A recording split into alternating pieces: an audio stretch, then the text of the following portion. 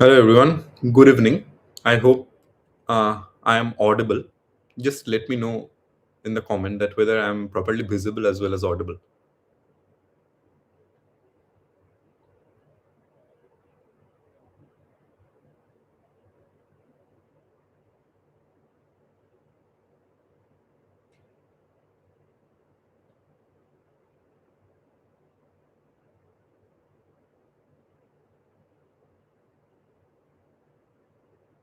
Okay, so Rajanna has confirmed that I am audible.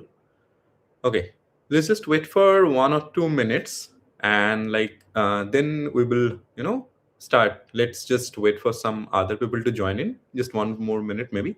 Then we'll start, okay? Then I'll be telling you that what is exactly the agenda, how we are going to proceed for the next say 1 hour maybe, or maybe if it goes well, maybe more than that. Okay. So let's just see how things goes.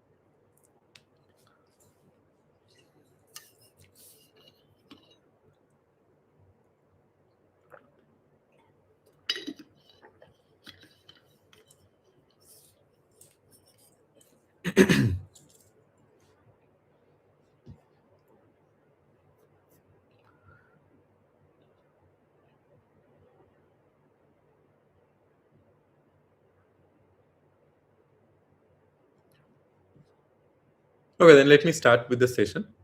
First of all, let me tell you that what we are going to do. Okay. So if in between, if you find that like my voice is a little low or like there is any kind of noise coming or any disturbance, just let me know in the comments. Okay. So that I get to know and I kind of rectify that immediately. So what should be the agenda of this thing or what we'll be doing for the say upcoming 1 hour maybe? That is, we will be going through the entire syllabus that is processed for majority of the universities, as well as say for the competitive exams, gates and all these things. What are the common parts? We'll be going through that thing. We'll be starting from absolute basic stuff. That is, we'll be starting from the unit 1 or say exactly the first unit. Then we'll be going unit wise and we'll be seeing that how to proceed or say how to revise or how to learn those concepts effectively, so that you do not forget that going ahead. Okay, so it's not that I'll be telling you that let's just learn this algorithm in depth manner or something, because I have almost put 55 videos in my channel and all the important stuffs are already discussed over there. Because if I want to discuss one algorithm, it will take a lot of time. Okay, it will eat up a lot of time, so it will not cover up, I will be unable to cover up the entire syllabus. So it's better, I thought, to kind of brush up or to go through the entire syllabus. Okay, so let me start.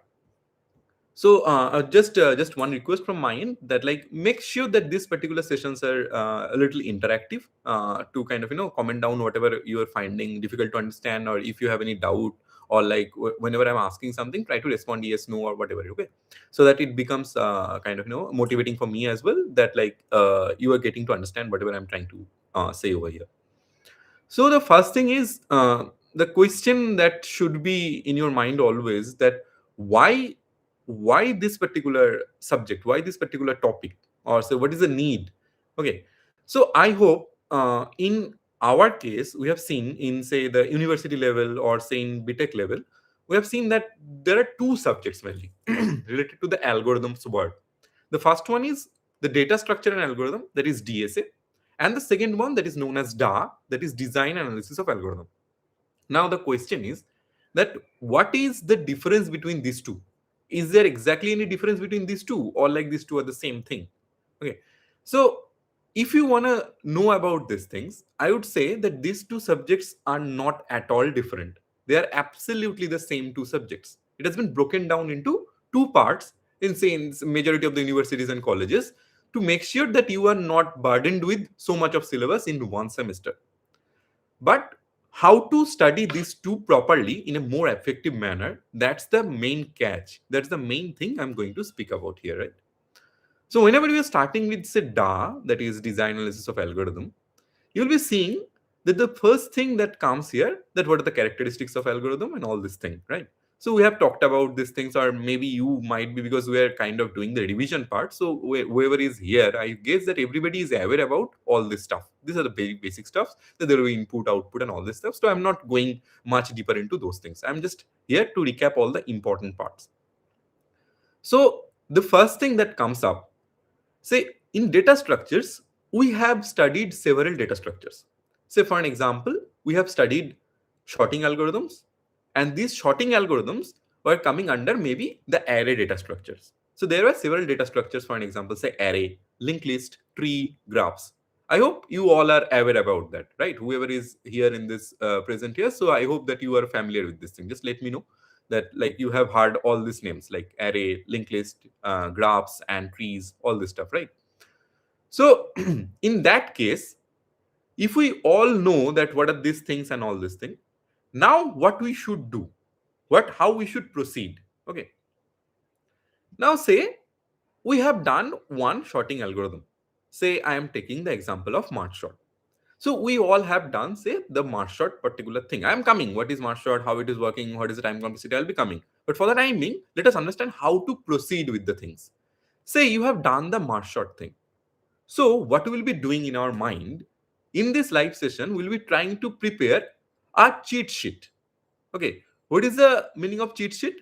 That is, whenever you hear a word from your syllabus, okay, how do you kind of remember that thing, or how do you process that thing in your mind? What are the keywords that should be there in your mind whenever you are hearing those words? Say you are hearing the word march shot. As I am talking about march shot, let's just finish it. You are hearing the word march shot. So what should come in your mind? First of all, what is march shot? Is it a data structure? Is it, or is it something else? What is this particular march shot is? Just try to answer in the chat. What is march shot? Let me give you three options. So is it a data structure, or is it an algorithm, or is it a programming paradigm?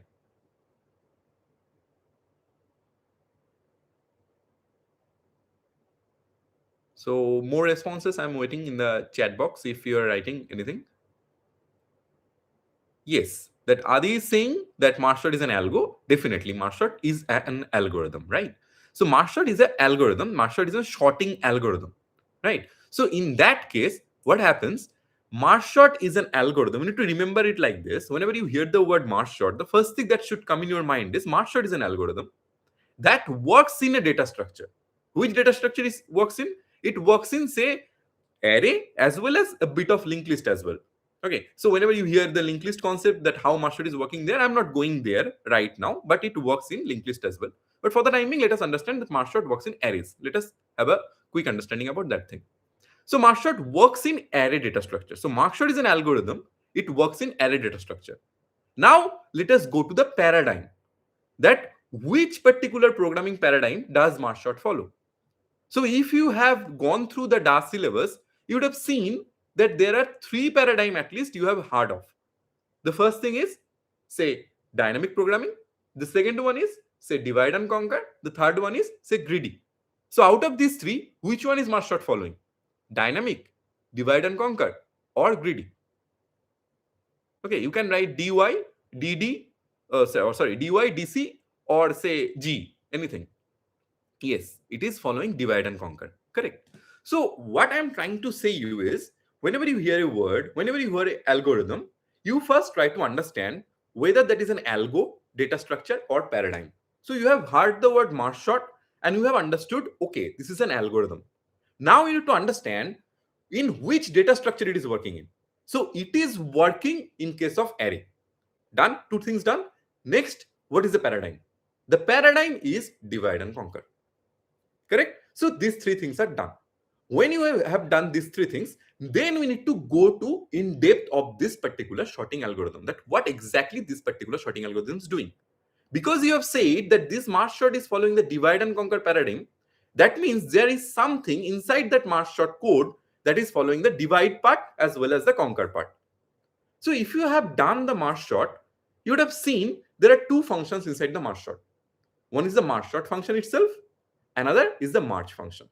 So what that merge sort function does, it finds the mid of the array, it breaks it down into two parts, the left part as well as the right part, and it calls itself recursively again and again, and it breaks into smaller subproblem. Because what does divide and conquer does? Divide and conquer actually divides an entire problem into smaller subproblem and then merges the solution back. So if merge sort is following that divide and conquer strategy, so it will be doing the same thing. Correct? Am I making sense? So in that case, that particular merge sort function will be dividing the array. Suppose say the array was having 64 elements. So it will be hitting the middle one, and it will be dividing 32, 32. Then 16, 16, 16, 16. Then 8, 8, 8, 8 like that. It will be dividing up to which point? That is until unless it reaches the base condition. What is the base condition? Only one element is left. After that, it will start merging back. So that's when the merge function will come into the picture. Okay, so that's how this whole thing you need to keep in your mind. Now, whenever you have summed up all these things, you know it is an algorithm, you know it is working on array data structure, you know it is following the divide and conquer, you know how it is working, you know how to code. Then we are going for the time complexity part. And if you see in our syllabus, this particular up to this part, up to coding it down, this were the part which we were covering in DSA. So I'm just trying to map first that from DSA how we're coming to DAA. Then I'm going one by one. Then I will be coming syllabus wise. First 5-7 minutes I'm taking for this one. So now if you see, let us go to the time complexity part. Okay. Now, if you see our syllabus, in the unit 1, we have several time complexity analysis technique. And we were trying, or we were starting with the first thing that is known as frequency count. I hope you have heard the word. If you have heard this word, just write down yes that you have heard the word frequency count. Right? Just let me know. And if anybody doesn't have any idea about the frequency count, just write no problem. Okay. So what is this frequency count? This frequency count does what? This particular thing says that how many times your particular program or your particular that thing is running. Okay, you are simply counting the frequency. If you hear the name, you'll be understanding that this particular thing is simply saying that count the frequency, that how many times it is running. Now let me move to a simpler algorithm to make sure that, because I have found one response as no, so to make sure that that particular person is understanding what frequency count means, let us take a simpler example. What do you think? What is the most simplest algorithm that comes in your mind? Let me know in the comment. What is the most simplest algorithm? If I ask you to give a very simple algorithm's name, what should it be? Any searching algorithm or any shouting algorithm, anything. What can be a very simple algorithm that you can make understand, like, that you can make sure that you are making it understand to anybody? What can be a very simple or very silly? Yes, absolutely, linear search. I was going to say about this name only, that linear search. It is really, really easy, right? So what this linear search does, it basically, there is an array, suppose there are so many elements there that can be sorted, that can be unsorted, no restriction. So you'll be going from the first element and you are traversing one by one. You are traversing one by one and you are trying to find a particular element, right? Now try to understand.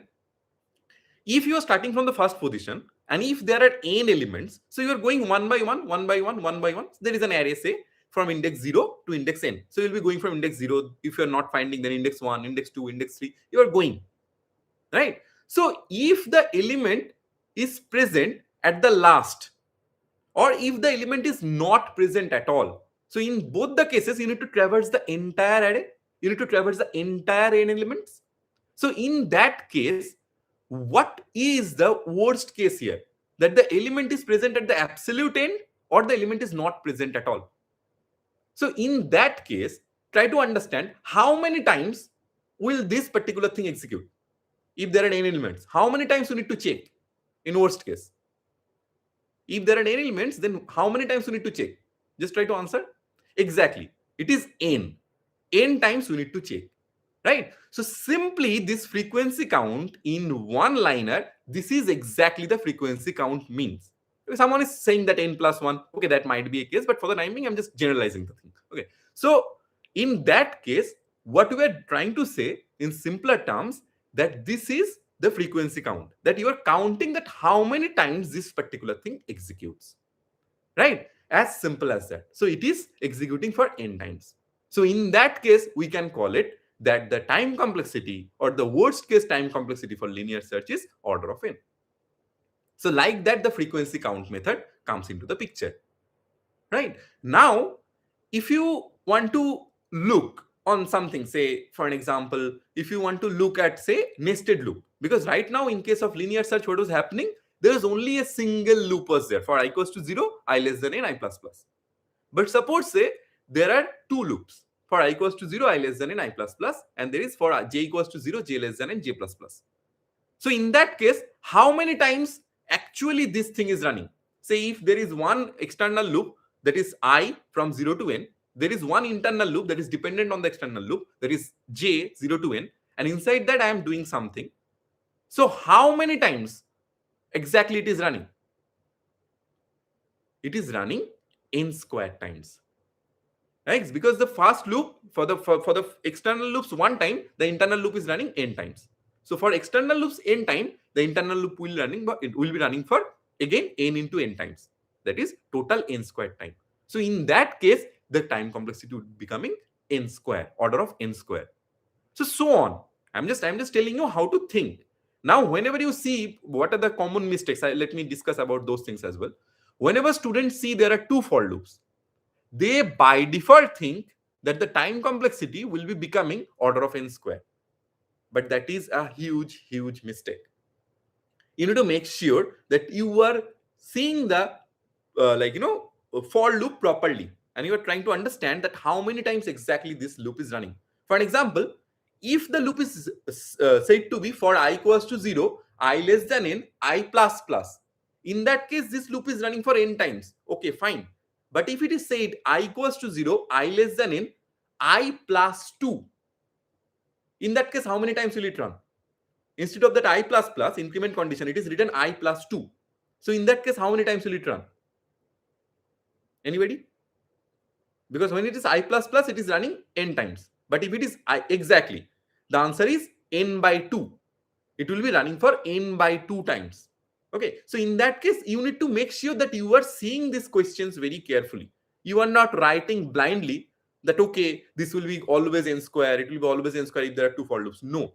Try to see properly that how much time it is taking. Sometimes, if it is for I equals to 0, I less than n, I plus plus, then it is for j equals to 0, j less than I.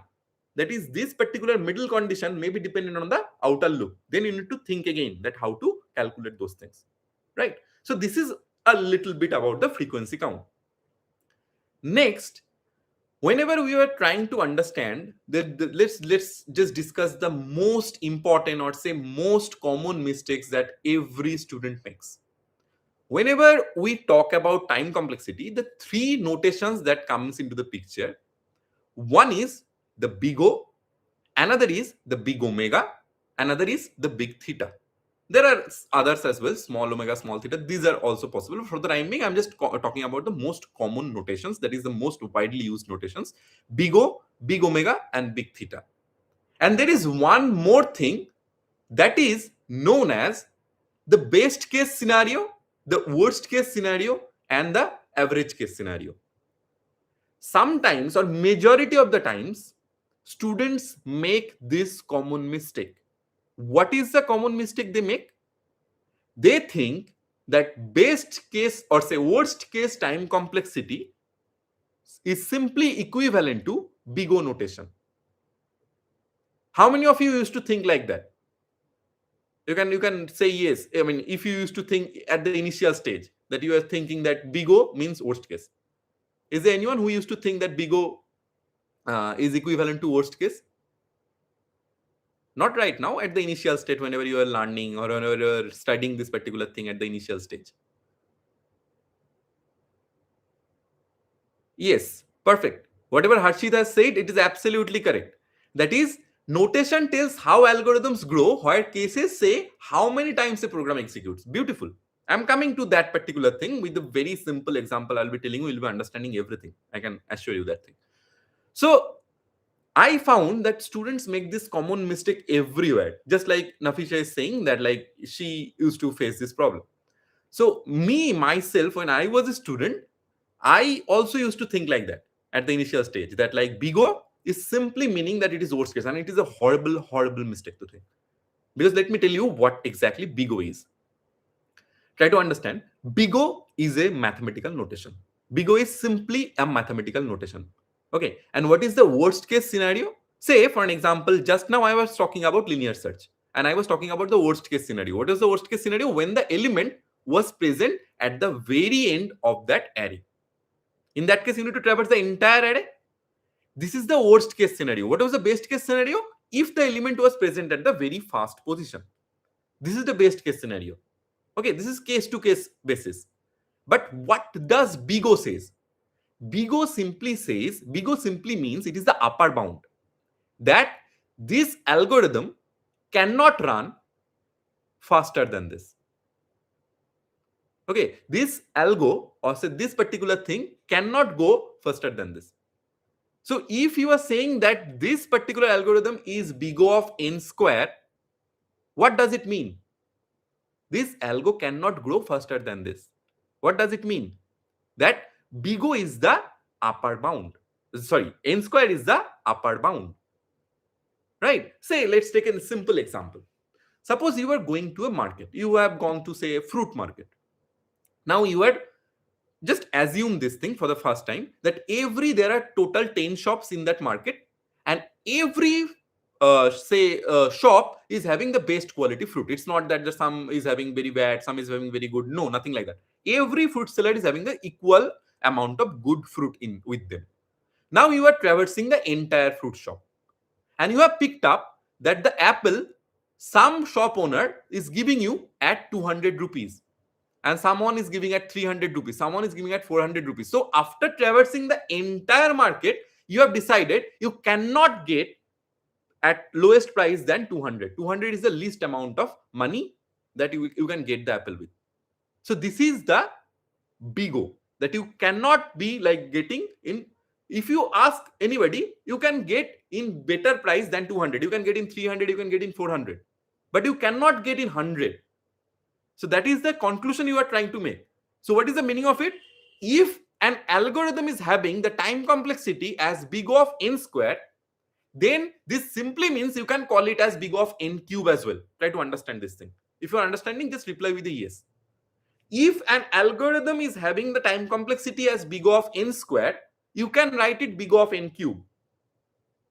Because if, as I am saying, if you are roaming around the whole market, then if you can get it at 200, you can get it at 300 as well, but not less than that. So if an algorithm is having BIGO of n square, you cannot call it BIGO of n, but you can call it BIGO of n cube, right? But always we take the tight one.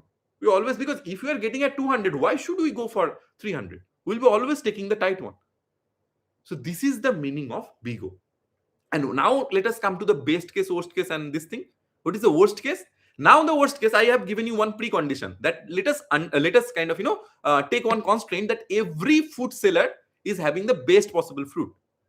Now you have gone to one fruit seller who is giving at 200 rupees, and you have taken 10 apples. But out of those 10 apples, 2 were really rotten. 2 apples were not good at all. It was having some worm in it. So in that case, what will happen? This is the worst case scenario. This has nothing to do with BIGO, because for that particular apple, every apple was having same price. But if an apple is damaged, you are paying the same price for each and every apple. But if an apple is damaged, that is the scenario basis. You might have picked 10 apples. Another person might have picked the 10 apples from the same shop. That guy has got 10 out of 10 great apples, but you have got 8 great apples, 2 absolutely worst quality apple. That is the worst case scenario for you. So that is the difference between worst case scenario as well as BIGO. So I hope the things are clear. Just let me know in the chat box if this thing made sense to you. what I've tried to make sure that whatever is coming in my mind, absolutely in the best case, I've tried to convey, right? So now let us move to the next part. Now the next thing is, the next question that should come in your mind is, will this frequency count work always? Can we use this frequency count method to measure the time complexity of any algo, any code? What do you think? We can apply to any code or any algorithm and we can do frequency count over there. What you guys are saying? Can we do that? Okay, majority of the saying are no. Why no? Any answer? In which case we cannot do frequency count? Anyone? Which case actually is in simple one word? In which case we cannot do frequency count? Exactly, recursion. So whenever the recursion comes into the picture, we cannot do the frequency count. Absolutely true. Why? Because whenever there is a recursive call, whenever a function is calling itself, we cannot count that how many times that call is there, or how many times when it will reach the base case, and all these things. That's when three particular things comes up, three particular methods. The first one is, say, the substitution method. The second one is the recursion tree method, and the third one is master's theorem. So how to kind of think about this thing? If you have seen the marsh short, as I've started with the marsh short, let us take that example. Because that marsh short function is calling itself recursively. So if we try to analyze the time complexity of marsh short, we cannot use frequency count, because of the reason I just spoke, or you have agreed in the chat box. So in case of marsh short, what exactly is happening?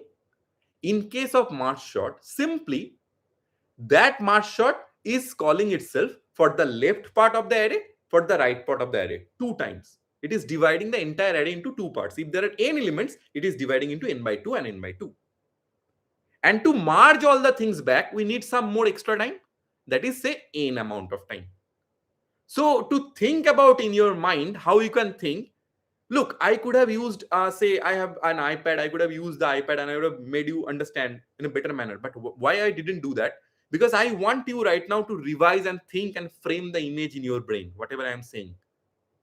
I hope it will make sense to you way more and it will be in your mind for a longer time. So try to think in this manner. T of n. What is this T of n is saying? Time taken if there are n elements in case of marsh short is equals to 2t n by 2. What is that 2t n by 2? This 2 is saying that how many subparts you are dividing that array into. You are dividing that array into two subparts, that is the 2. And what is that n by 2? Initially, if the size of the problem was n, we are dividing into two subparts and each part is having n by 2 elements. So now the size is n by 2 plus n. What is that n? That n is simply saying that how much time you take for the extra work. What is the extra work here? To merge the entire things back. So if you solve using substitution method, how you can solve that? Tn equals to 2t n by 2 plus n. Then you pick the value t n by 2, you replace n by 2, then you do, then n by 4 you do, and you kind of repeatedly solve this using the substitution method. Okay, so I have everything detailed video available in my playlist. Whoever is having a little doubt, you can see those videos. I'm just having a quick recap so that you kind of gather all the concepts. Because why I'm saying this thing, trust me when I say this, whatever is there in your DAA syllabus, each and every keyword is gold. Okay, absolute gold mine. For your interview, for your GATE, for your UGC NET, for your university level exam, anywhere. And it will be with you for the upcoming every year in your life. So that's why do not even try to forget. Always keep in your mind everything, whatever you are learning. Keep on revising after the exam as well, because it will be in your equation whenever you will be going for the interviews any day.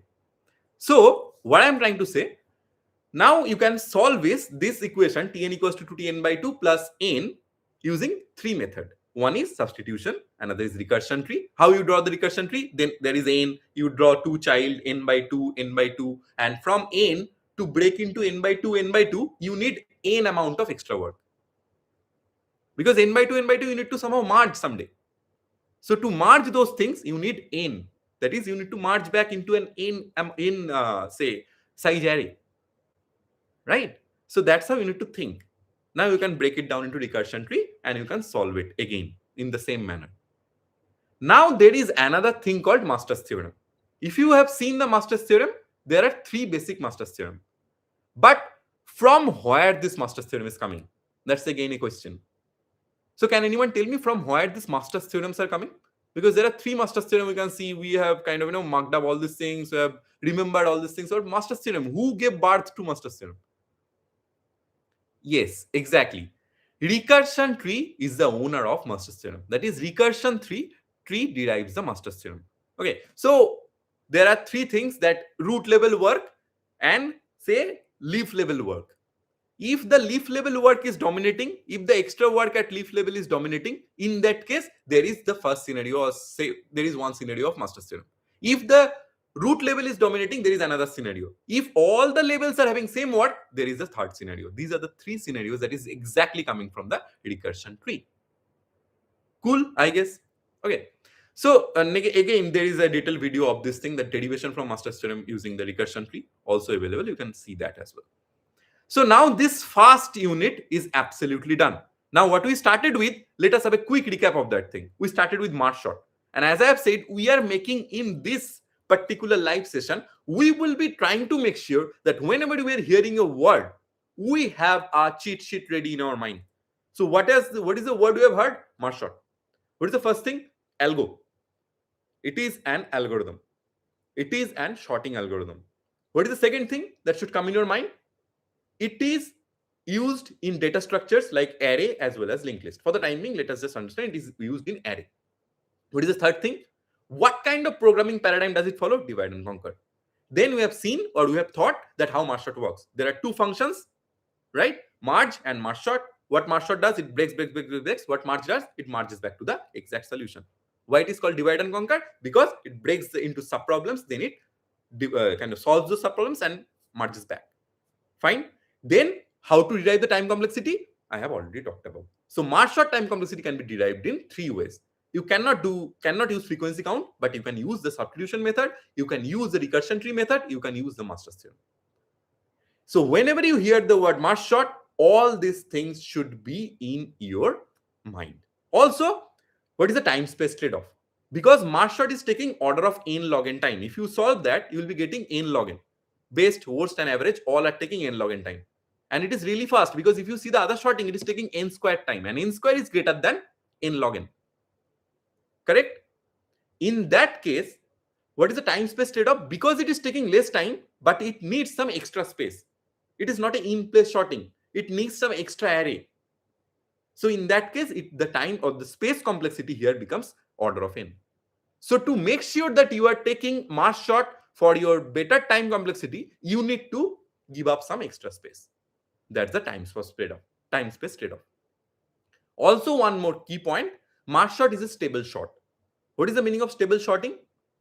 Suppose say there is an array, say 10, 5, 4, 9, 2, 3, 10.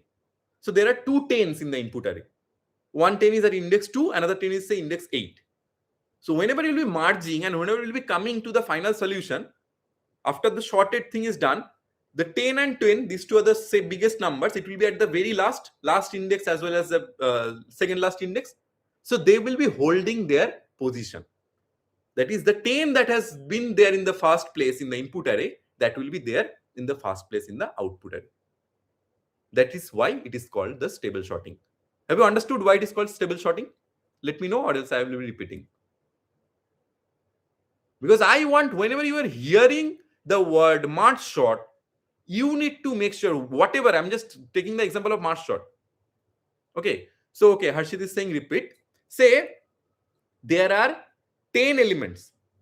Okay, there are 10 elements. So in that case, how many, say the elements are like this, say 2, 5, 6, 7, 8, 9, 4, 10, 10.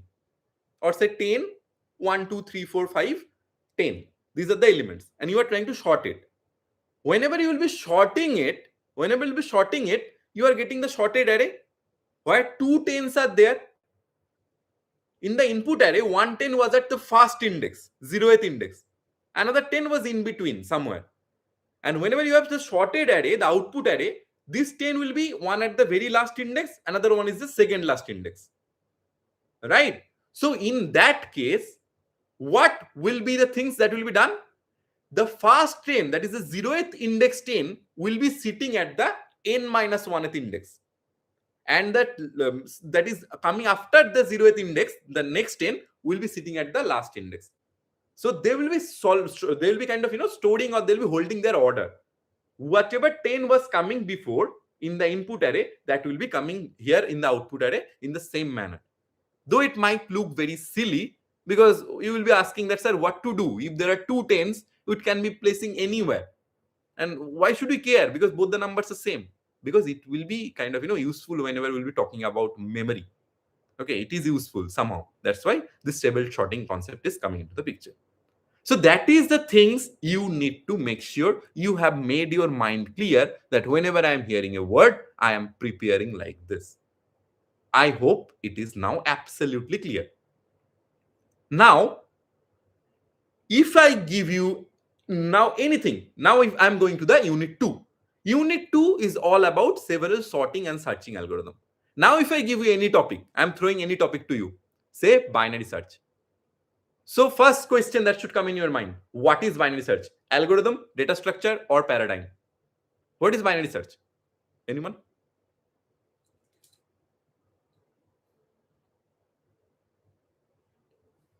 Yes, binary search is an algo. Correct? What data structure does it work in? In which data structure binary search works in? What is the data structure?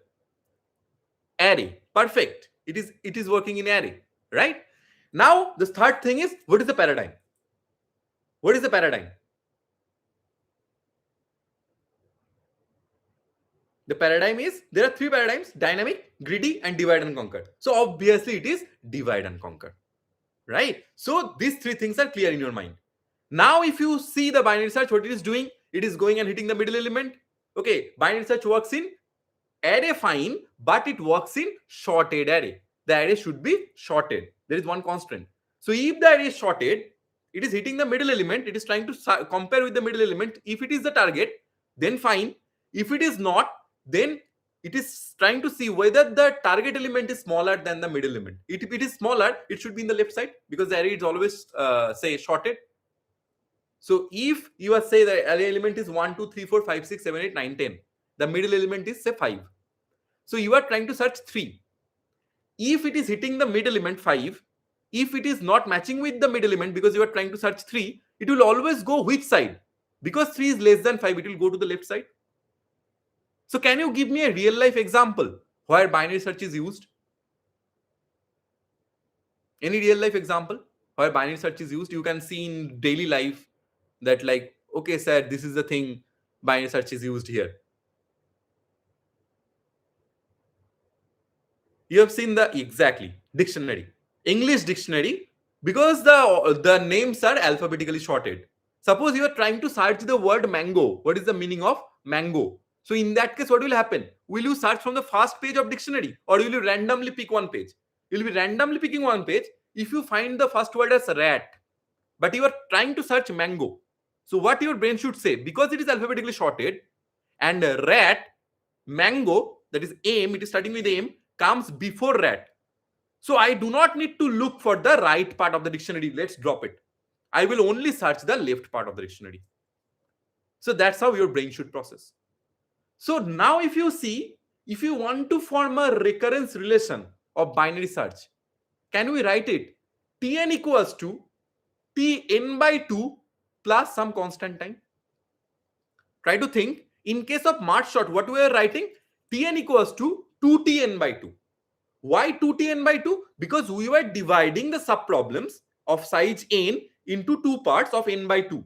And we were considering both the subparts, n by 2 and n by 2. But here, if you really see this part, now try to understand. Here we will be hitting the middle element and we are dropping one side down. We are not seeing that side at all. So we do not need to write Tn equals to 2Tn by 2. We can simply write Tn equals to Tn by 2 plus some constant time for doing other stuff. Right? And if you solve this, the time complexity will be getting for binary search in say average case or worst case, because in best case the array element will be at the middle, it will be finding in order of 1, but we are not bothered about the best case. Okay, best case is a luck, but we are not considering luck here. We are kind of developers, we are trying to develop something. If you are going to a software industry and you are saying that, sir, we are just thinking about the best case scenario, they will be throwing you out. It will be the worst case scenario for you, right? So we need to think about the worst case scenario. So in that case, what we are thinking, we need to see again and again. So in that case, it will be dividing it again and again. What is the worst case scenario in case of binary search? Anyone? What is the worst case scenario? If there is an array of size 100, where is that element present that it becomes worst case? Anyone?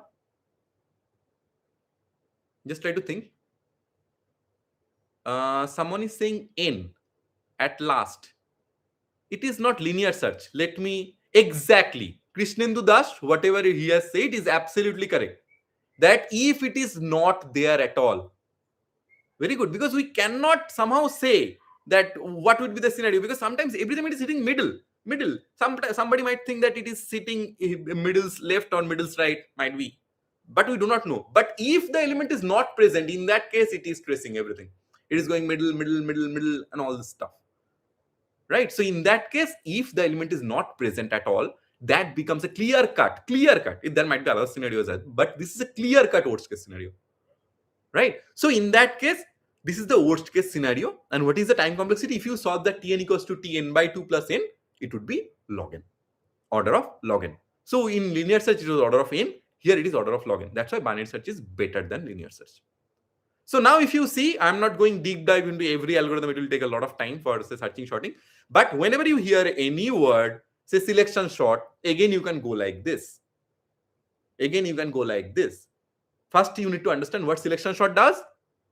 It basically tries to find the shortest element from the array and swaps with the first place. And the first place becomes always shorted, and then it moves like this. It is finding the smallest element for the entire array and it is swapping with the first element. That's how it is working. First, you need to understand that if there is so much of sorting algorithm, there is some uniqueness in each one's thing. For instance, in insertion sort, it is cards game. So you're putting in the correct position. You're picking a card and you're putting in the correct position, just like you do in cards game. Bubble sort, you are making sure that because in case of selection sort, you are making sure that at the end of the one iteration, the smallest element is at the front. In case of bubble sort, it is the reverse way. The biggest element, the biggest bubble will go at the end. Okay, so I'm just saying, to sum up, whenever you hear a word, you do like this. You kind of make sure that you are absolutely ready with this. So just a suggestion from you guys. If you want, if I get time before your exam or something like that, I am thinking if I can get time, then for majority of the, majority of the important algorithms, I'm trying to make some 2 minutes short maybe. That what are the keywords you need to mind? A quick recap. Should I do that? What do you think? Like maybe some 10-15 shorts or anything, if I get time. If you say yes, then I would be thinking about doing these things. So like some important algorithms that you need to kind of, think that whenever you're hearing some words, like what you need to capitulate. Okay. So, as majority of you are saying a yes, so I'll be trying to do, if I get time, I will be surely trying. So the next thing is, the second part is done. So unit 2 is done. Unit 2 is about sorting, searching and all these things. So just make sure whenever you are hearing any of the words, please do this. You will never ever forget. Now coming to the unit 3. Because as I am saying, the DAA syllabus, every unit, everything is absolutely important. If you ask anybody, if you ask for any suggestion from anyone, everybody will be saying the same thing, that there cannot be any suggestion from this syllabus. Everything is important, man. You need to study everything. Whoever is wanting to get some good jobs or anything, you want to do great, it's not about just getting some marks. Marks will not do anything to you. But to get some really good stuff in your life, you need to understand every topic, whatever is there in your syllabus. Absolutely gold syllabus. I'm saying again and again. Now I'm going to the third unit, unit 3. If you see the unit 3, one of the craziest unit. Okay, one of the craziest and beautiful unit of the whole syllabus. Maybe the most important unit. There are two paradigms. Divide and conquer. Dynamic and greedy. Because the unit 2 was about divide and conquer, mostly. Okay, there were some divide and conquer algorithms and all these things, because quick shot is also one thing. Okay. Oh, one more thing I missed out. Just a quick recap, because we have talked about, say, for something, say for we have talked about mass shot. It was having the same complexity for best, worst, and average case. But for, say, quick shot, the worst case time complexity and the best case time complexity will be different. The quick shot worst case time complexity is order of n square, and the best case time complexity would be order of n log n, or say this kind of things will be there. Also, for insertion shot as well, there are some constraint for best case and worst case. So you need to keep in mind these things as well. Okay, whenever you will be seeing this thing. Now let us move to the dynamic and greedy part. First, let us talk about the greedy part. Okay. See, what is exactly greedy algorithm? What exactly does this greedy thing says? Whenever we hear the word greedy, it is kind of self-explanatory. The word, if you hear the word greedy, okay, because somehow human beings are greedy, right? So everyone must be very much familiar with this word.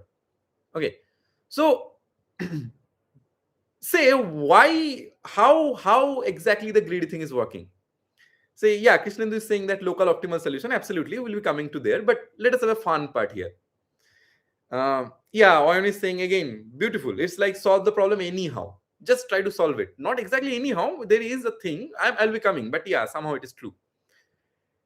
Say, let me tell you this thing. You are having your exams maybe after 2 weeks. You are having your DAA exams. So some of you might be thinking that if I sit for a, say, quick recap or something like that, I might be getting some great suggestions for the end-term exam and all these things. I'll be cracking some great marks in the end-term exam. Can you tell me which kind of approach it is? Which kind of programming paradigm it is? Anyone? Because there are 3 paradigms I'm talking about, not outside this. Yeah, lalchi. So that is greedy, of course. That is what exactly the greedy thing is. Try to understand this particular thing. You are trying to make sure that you are asking for the suggestion, you are asking for the questions that is coming for your end-term exam. Just you are thinking about the local optimal solution. What is your local optimal solution currently? To get some great marks in the end-term exam.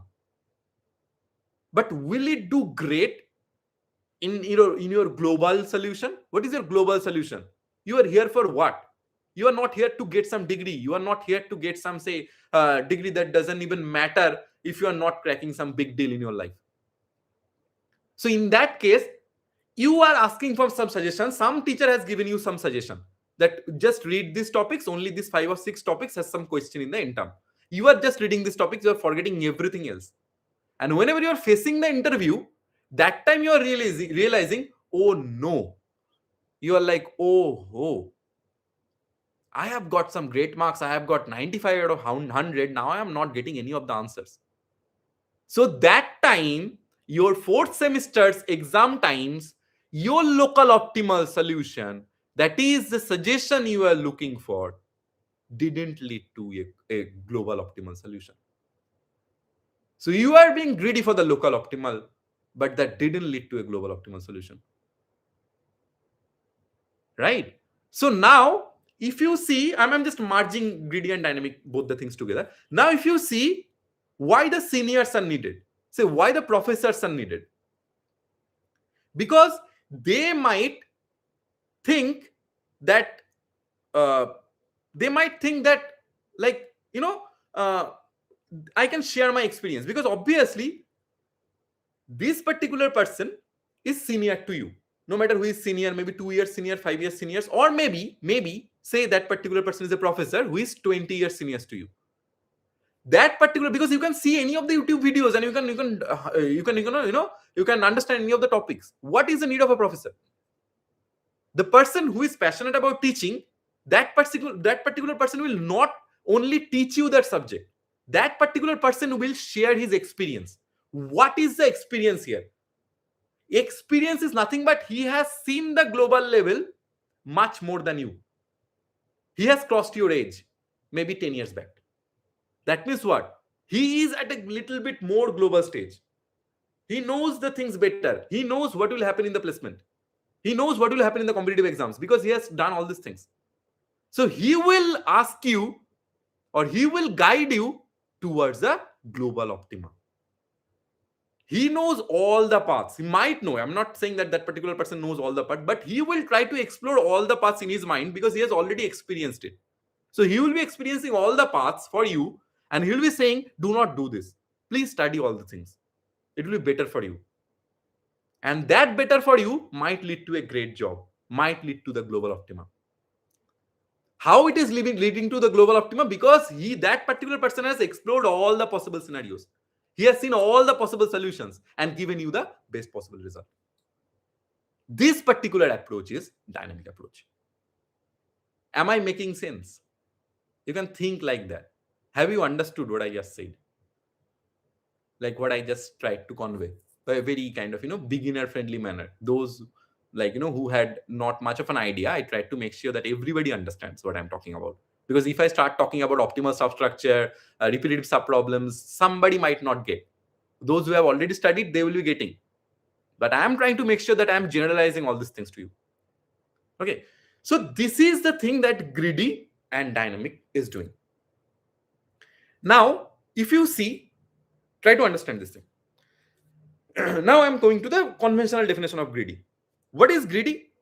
Greedy is nothing but we are at a local point and we are trying to find, say, the local optima, and that is local optimal solution, with the hope that this local optimal solution will give me a global optimal solution. Suppose think of a graph. Think in your brain. There is a node A. A is giving two children, B and C. From A to B, the distance is 2. From A to C, the distance is 5. Now there is a node from B to D and there is a node from C to D. So that looks like this, a Burfi kind of shape. Okay.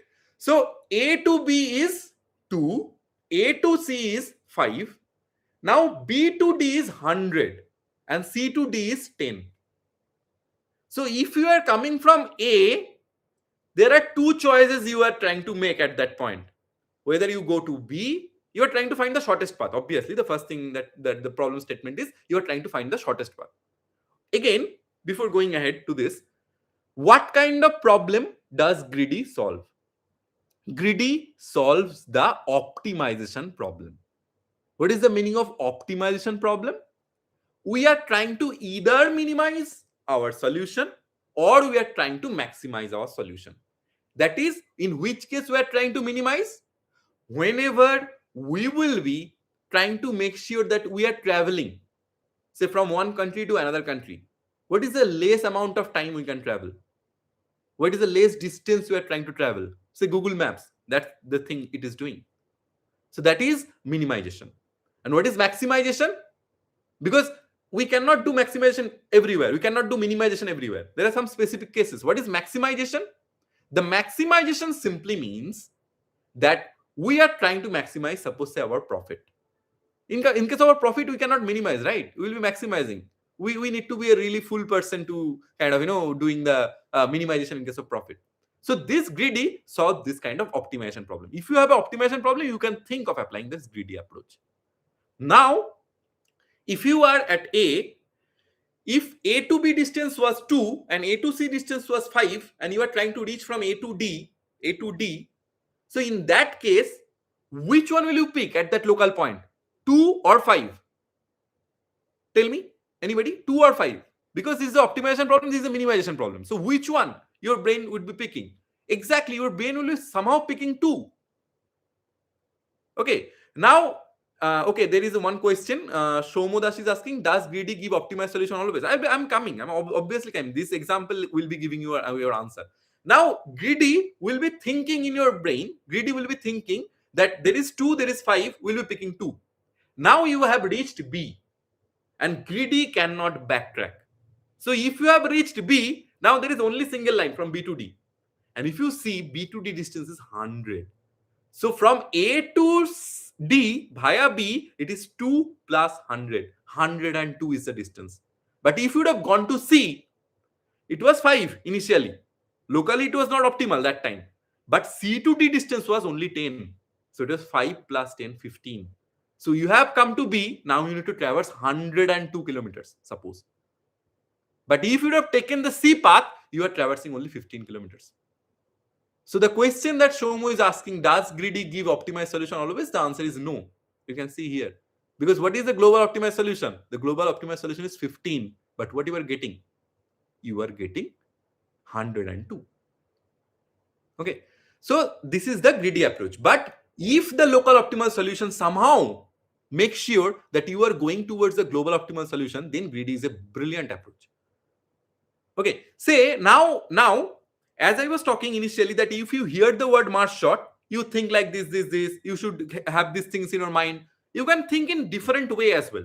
If you hear the word a paradigm name, say you are writing one thing paradigm, then you are taking three, you are making sure there are three branches from that paradigm is coming. One is greedy, dynamic, and say divide and conquer.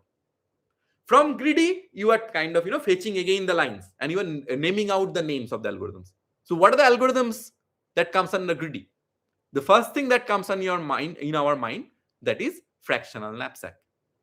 How fractional knapsack works and why it is greedy, everything is explained in detail. You can see that if you haven't. So that particular fractional knapsack follows greedy approach. There is some minimum spanning tree approaches. Can you name some minimum spanning tree approaches, minimum spanning tree algorithms that follows greedy approach? Yeah, preems is one of the things. Preems is one of the algorithms. Definitely, it is finding the preems, kruskals. Yes, preems, kruskals, very common things. Okay, so this is first of all, these preems and kruskals are finding the minimum spanning tree. Minimum spanning tree. Then again, one common error. Minimum spanning tree. Student used to think that minimum spanning tree means the shortest distance from one node to other node. The answer is absolutely no. Minimum spanning tree simply means given a graph, given a weighted graph, if we want to make sure that all the nodes are reachable, if we want to go from one node to every other node, all the nodes are reachable, what is the minimum cost we need to travel to make sure that all the nodes are reachable? It has nothing to do with shortest distance. This is the meaning of minimum spanning tree. Now there is preems and kruskal. These are the two most popular minimum spanning tree algorithms. Again, if you hear the word preems, the first thing that should come in your mind is preems is an algorithm. Which is the thing that is that preems is following? Which is the paradigm it is following? It is following the greedy approach. What is the thing it is doing? It is finding the minimum spanning tree. How it is doing? Then again you go to the algorithm, that it will be taking the edge weight, it will be shorting it down. Then how you find the complexity? Because there is the major factor as shorting. If you apply the best possible shorting, say Mars short, it will be taking n log n time. So you think like that. Whenever you hear a word, now start thinking, start digging up. That's what I am here. That's why I was making sure when I go live, whenever I talk to you, I make sure that I work as a catalyst to make you think like that. Because if you start thinking like that, you will never forget. I do not want you to forget any of the topics in near future, in the next 10 years, at least. So try to think in this manner and try to repeat in your mind so that it will be useful anytime, any day. Okay. Now this is the preems and kruskal. Now can you tell me, because if you think that this is, you might think this is not that useful because we are trying to find the shortest path. If you are trying to find from shortest path from one source to one destination, then it might become useful in our real life applications. So can you tell me one example that finds the shortest path? One example, one name of an algorithm. Example means one name of an algorithm that finds the shortest path, and that is greedy, because we are talking about greedy right now. Anyone? One shortest path algorithm that follows the greedy approach. Simple question. Yes, absolutely. The answer is Dijkstra. Okay, so Dijkstra. Now, if you see, again, I'll be coming one by one. Now, if you see the word Dijkstra, what Dijkstra is doing? Dijkstra is an algorithm that is following the greedy approach. Dijkstra is finding the shortest path. But Dijkstra is single source shortest path algorithm. Okay, these are the main keywords. Single source shortest path. That is, Dijkstra finds the shortest path from a single source, to all other nodes. Destination can be anyone, but the source is single. That is, you have, say, there is a graph, say A to J, there is this 10 nodes. You can find the shortest path from A to B, A to C, A to D. A is fixed. You're finding the shortest path to all the other nodes. That is what Dijkstra is doing. Right? So Dijkstra and Prims and Kruskal all are following greedy approach. But they are not doing the same thing. Kruskal and Prims are finding the minimum spanning tree. Dijkstra is finding the shortest path. So Dijkstra looks more powerful because if you see the Google map thing, we are doing the similar kind of thing. We are giving a source, we are giving a destination, we are trying to find the shortest path between these two, shortest traveling distance between these two, traveling time between these two, right? So in that case, though those two are greedy, those three are greedy, but first of all, Kruskal and Prims, they are greedy as well as they are doing minimum spanning tree. But how they are different? Their approaches are different. One is going absolutely edge-wise, another is going vertices-wise. That's how you should think. Now, when Dijkstra comes into the picture, Kruskal, Prims, and Dijkstra all are following greedy approach. But Kruskal and Prims are doing minimum spanning tree. But Dijkstra is doing what? The shortest path. But it is single source shortest path. Now, as I am talking about this thing, let us have a quick or let us have a fast understanding about one more algorithm that is dynamic, but I'm taking into the picture because it has some relevancy. That is, what should be the name? What do you think? I am asking you to guess, but because I have said that it should be dynamic. So what can be the name? Someone is saying Bellman-Ford. So I'm waiting. No, I'm asking for the name of the algorithm, not backtracking. Backtracking is an approach. So what can be the name? 2 Bellman-Ford, 3 Bellman-Ford. Is there any other name? I am hoping for one more name because 2 names are in my mind. One is obviously Bellman-Ford, but there is another. Yes, Floyd-Warshall. So I am thinking about 2 names in my mind. One is Bellman-Ford, another is Floyd-Warshall. Right? Now, before Bellman-Ford even, I want to go to Floyd-Warshall first. Because the main point I was forcing again and again and again, that Dijkstra, it is following greedy approach and it is single source shortest path. So you might be thinking that, okay, what if I want every node to be source and every node to be destination? In that case, what to do? So there is one algorithm, but that doesn't follow greedy. First of all, that is the difference between Dijkstra and Floyd-Warshall. Dijkstra, single source shortest path and greedy approach. Floyd-Warshall, all pair shortest path. That is, source can be anyone, destination can be anyone.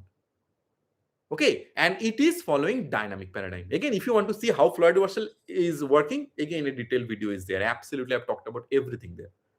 So that's how you should think. Whenever you are hearing any names, just bring it. Just bring it. Okay. Now, if you want to see the Floyd-Warshall thing is done, there was another name is Bellman-Ford. Now, what is this Bellman-Ford? Bellman-Ford is again, first of all, East Bengal Bellman-Ford is single source or all pair. If it is single source, write SS. If it is all pair, write AP. First of all, if it is closer to Dijkstra or if it is closer to Floyd-Warshall. Okay, Harshit is saying single. Okay, SS, absolutely. So Bellman-Ford is again single source. So there is a matching between Bellman-Ford as well as Dijkstra. What is the matching? Both are following the single source. Both are trying to find the minimum distance using the single source concept. What is the difference? The first difference is Bellman-Ford is doing what? Bellman-Ford can work on negative weighted edge, but Dijkstra cannot work on negative weighted edge. What is the meaning of negative weighted edge? First of all, because the first thing when I was a student, I was like, what is this negative edge weight? Because how can a distance be negative? How can time be negative? But it has nothing to do with distance and time in real life. Okay, it cannot be like this. So what is this? Negative weight simply means, suppose say in one way, if you go, you gain some profit. So you gain some cash back. You can think in your brain like that. Or say one popular example that I used to say every time, that suppose a train is going from say downhill to uphill.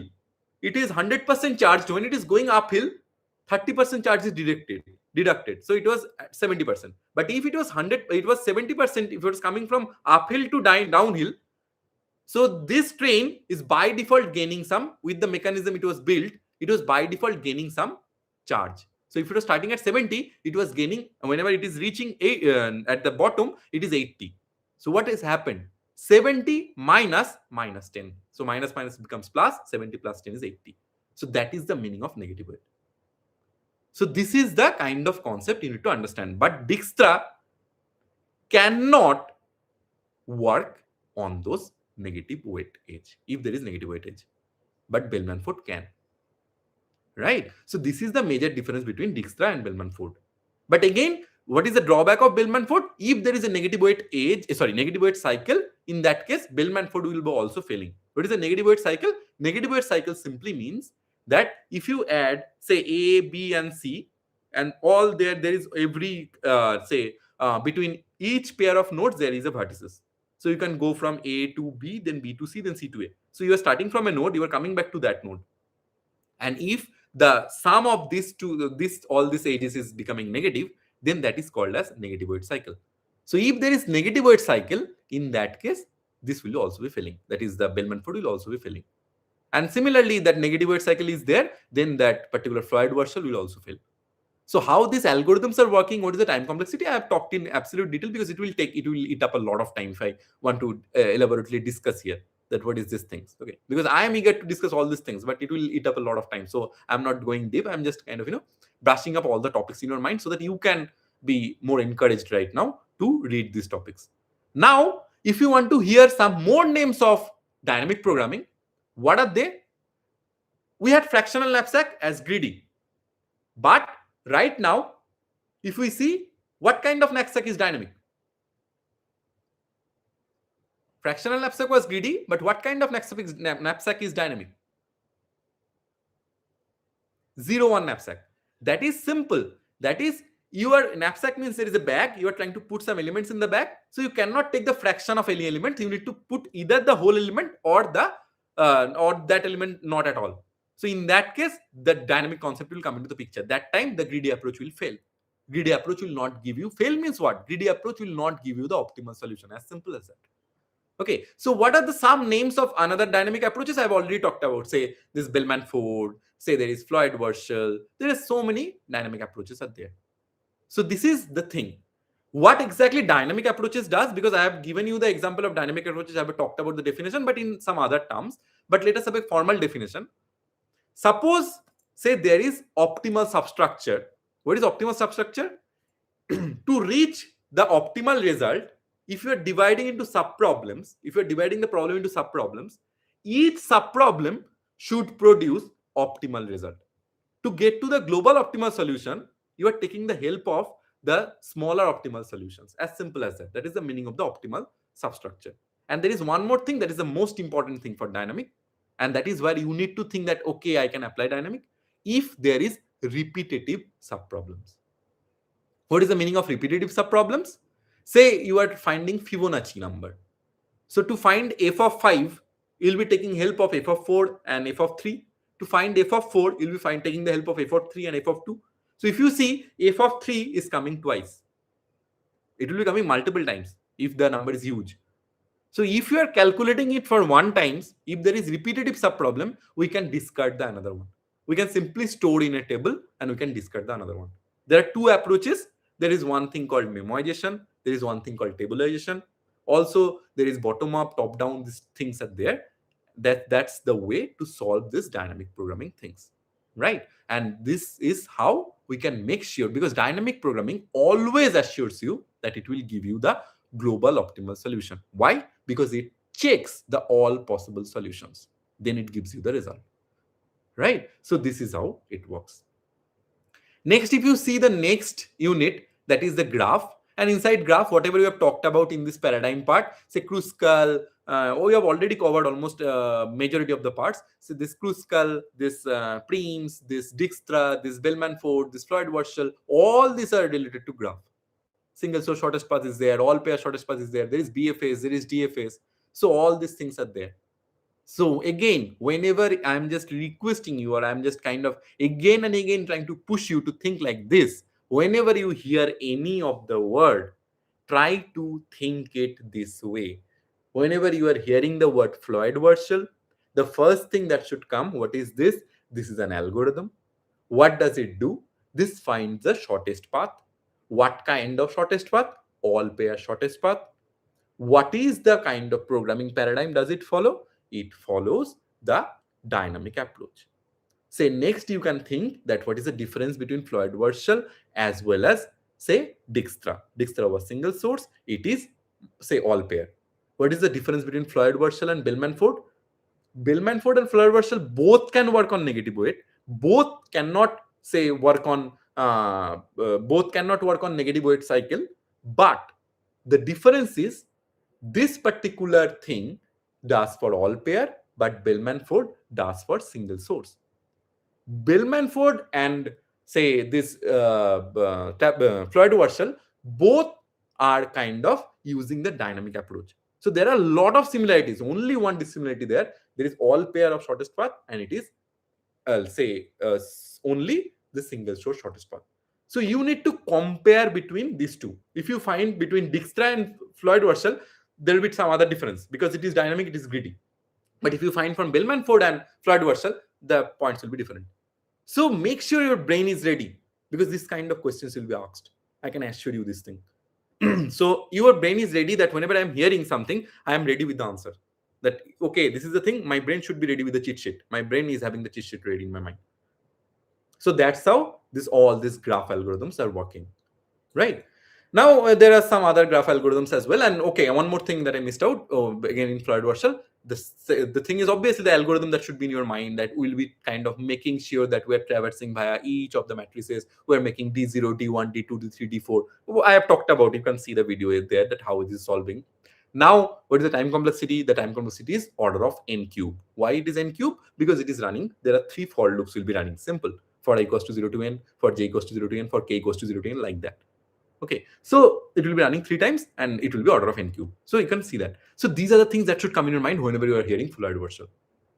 So that's how you should sum up the unit 4. Now let's just go to the final unit. This final unit, honestly speaking, is a very beautiful unit, but it is mostly on the research part. Okay, this is one of the biggest research topics that is going on in the whole world. What is a research topic? There is a very common term that is P and NP. What is P? P stands for polynomial. What do I mean by polynomial?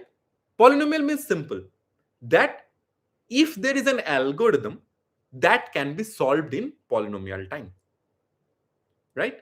If you see whatever we have talked so far for the last 1 hour or more, every algorithm is either having time complexity order of n square, order of log n, order of n log n, order of say n cube, right? All of them has one similarity. Now if you see, I'm taking everything at one place. See, the range is kind of going bigger and bigger. I'm taking all these things into one place. Whether it is divide and conquer, I don't care. Whether it is dynamic, I don't care. Whether it is greedy, I don't care. Whether it is searching algorithm, I don't care. Whether it is sorting, don't care. Graph, I don't care. With data structure, I don't care. But they all have one similarity. They all are being solved in polynomial time. They all are being verified in polynomial time. Are you getting my point? Because, say, try to understand this thing, that bubble shot is taking order of n squared time. March shot is taking order of n log n time. Still, we are studying bubble shot. Though it is taking huge amount of time, it is doing again and again, swapping. Still, yes, obviously, bubble shot may have some corner cases that March shot might not be able to do in some cases. But at least there is one common similarity, that is bubble shot is at least can be verified as well as can be solved in polynomial time. N square is polynomial time. and we are blessed to have the polynomial time algorithms. Right? These are all polynomial times. So what is NP? NP is a non-deterministic polynomial. Non-deterministic polynomial means simple, we cannot solve these things in polynomial time. But we can verify this in polynomial time. For an example, say you are solving a Sudoku puzzle. If this is a huge Sudoku puzzle, how much time we can take? It can take huge amount of time. But if someone has solved it, if you are trying to check whether the solution is correct or wrong, you can check it. And you can tell, yes, this thing is correct or this thing is wrong. So NP simply stands that we cannot solve it in polynomial time, but we can kind of, check the solutions in some polynomial time, in some, say, using some deterministic algorithm in some polynomial time. So there is one algorithm called traveling salesman. I hope you have heard this word. So what that thing says, that there is a salesman. If there are n cities, he will be starting from one particular city. He will be traveling all of the city once, and he will come back to that particular city where he started with. If you want to solve this, it might sound very simple. But if you want to solve this, if you apply brute force, it will be taking n factorial amount of time. And n factorial is equivalent to n to the power n. And n to the power n is nothing but hugely exponential. Correct? So it will not do good to you because it is not polynomial. Right? So in that case, these two are there. And also there are two more things is there, that is NP complete as well as NP hard. What is NP complete? NP complete simply means it is belonging to NP, but these NP completes are as hard as NP. That is, maybe the hardest between those NP problems is known as NP complete, but it is belonging inside the NP set only. That simply means it can be verifiable in polynomial time. But if you go to NP hard, it simply says that this NP hard is kind of, there you can imagine in your brain, this is a Venn diagram, there is one circle, there is P inside. First of all, P is a subset of NP, and our goal is to make sure that we are making this P large enough so that someday it comes closer to NP. That's the research is going on. That is to make sure that each and every NP problems becomes P problems. That is, whatever is taking exponential time now, if we can solve it in polynomial time. If we can do that, magics will happen. Because if you have a 100-digit password, try to understand, you cannot crack it. But if someone is giving you a 100-digit password, you can verify whether it is true or wrong in seconds. But if P becomes NP becomes P, if P and NP becomes similar someday, so you can understand every encryption will break. Every encryption will be broken. Every system will be having a different set of rules. So it is really fun, right? And what is NP hard? If you see, P is a subset of NP. And as well as if you do two Venn diagram, the intersection part will be NP complete. And NP hard simply means might be there exist some problems. These are really hard as NP complete, as well as these are not even verifiable in polynomial time. So whenever we become P becomes NP, we have a bigger thing to solve. There comes NP hard. So there are so many algorithms. You can see there is called vertex coloring is there. There is some set coloring. There is so many algorithms that are currently in NP, and we are trying to make sure it can be NP hard, it can be NP complete, it can be normal NP. So we are trying to make sure that everything is coming into the polynomial time. That's what we are trying to do. So again, now one more thing we have. We started with Marsh short, and we started with Marsh short is an algorithm. But before that, let us add one more thing. Marsh short is an algorithm that is polynomial time algorithm. Because obviously Marsh short because whenever you will be deriving the time complexity, if you can see it is n log n, it is a by default thing. But you should keep in your mind this thing as well. One more point. One more thing you can write, and you can think that I am cool. Okay, so you can think that okay, Marsh short it belongs to P, right? So you can think like that you are giving some bounty points to you. That okay, guys, now you know that I know a lot of stuff. You can flex this. So that's how whenever you are hearing any algorithm, because this is the subject is algorithm. Try to understand this thing. The subject is algorithm.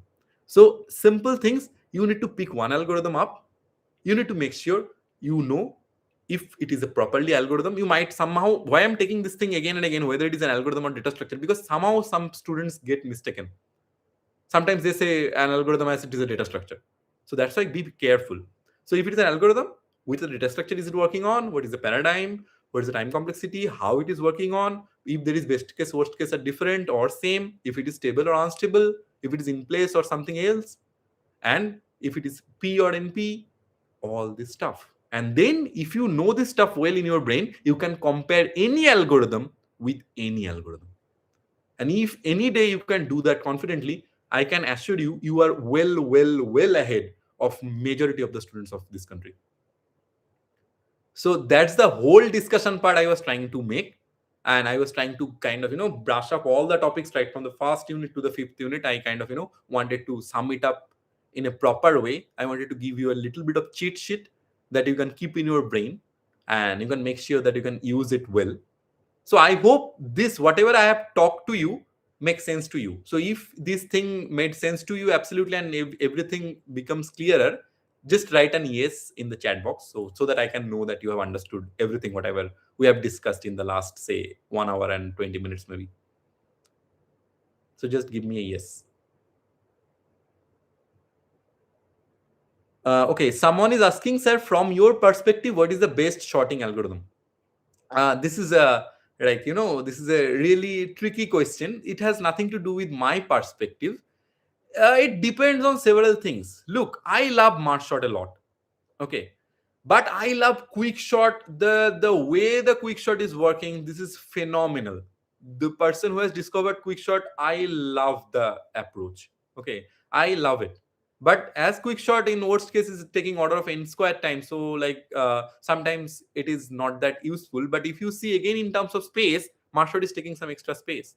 Sometimes merge shot will not work for some corner case scenario. So in that case, if you ask me from my perspective, I will be first asking that what is the scenario, give me the scenario. But if someone is giving me blind scenario, I will blindly, if I need to pick, I hope I will pick merge shot if the space is not an issue. So I hope. But this answer is absolutely a debatable topic. Anybody can give any answer, anybody can justify. So, and that is absolutely understandable as well. So I think whatever we have, I have kind of planned to discuss with you all, that is almost covered. So if you have any doubt or if you have any question, you can simply see those videos. I would recommend you to go and you watch every video. Do not just see the current videos, that do not just see the dynamic, greedy, and the last videos. See the fast videos as well, because you need to make sure that you are understanding the time complexity part very well, because that's why this algorithm subject is made different. Try to understand. Data structure was different there. We studied array, tree, graph, and linked list.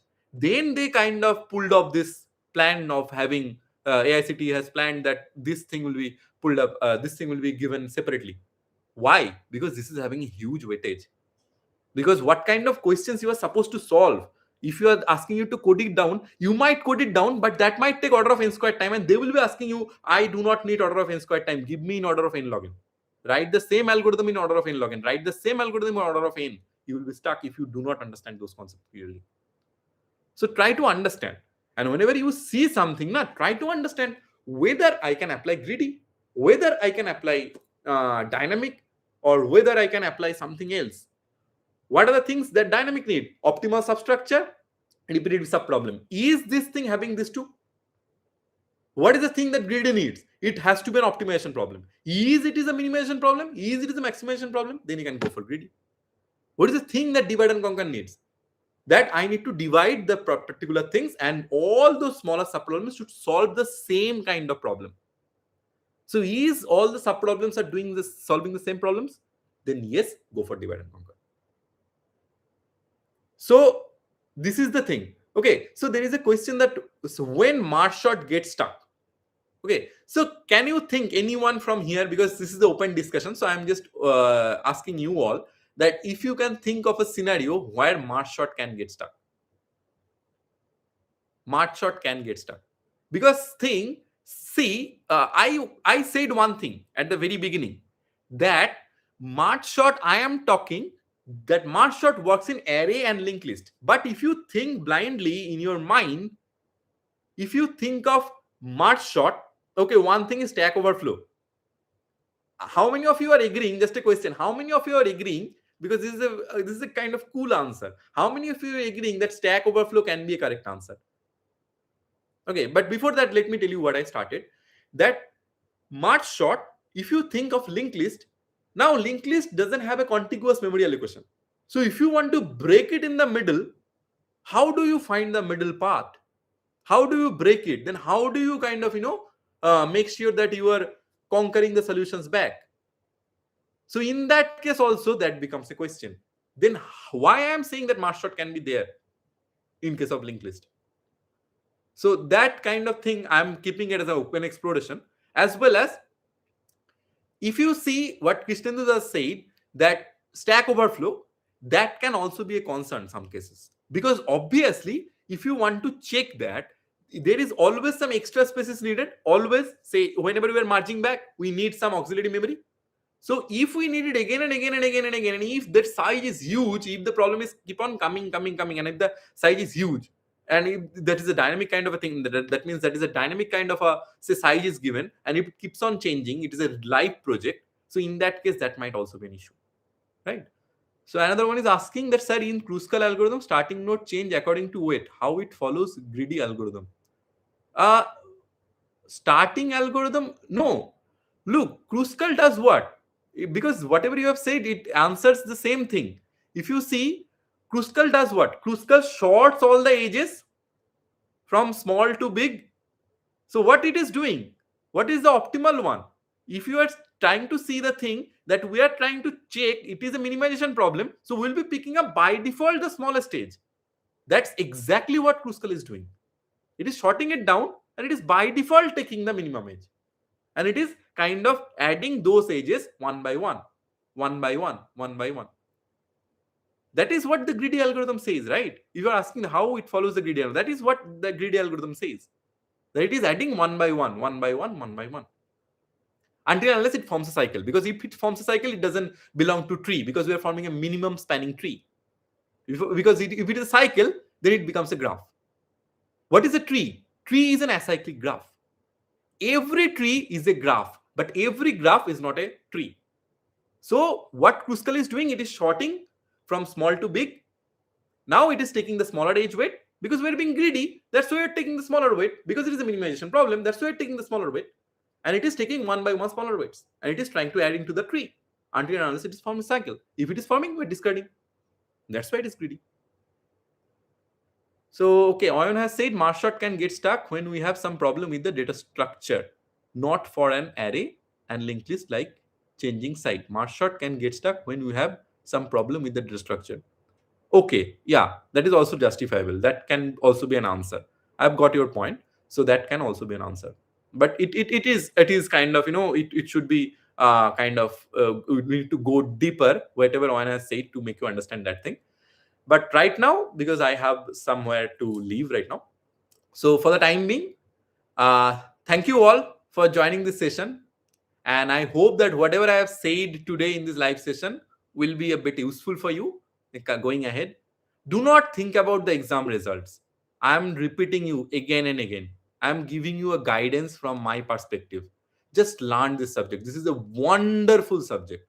I can tell you, I have studied so many subjects in the core computer science domain, in AIML, but nothing comes close to DSA. Nothing comes close to algorithms.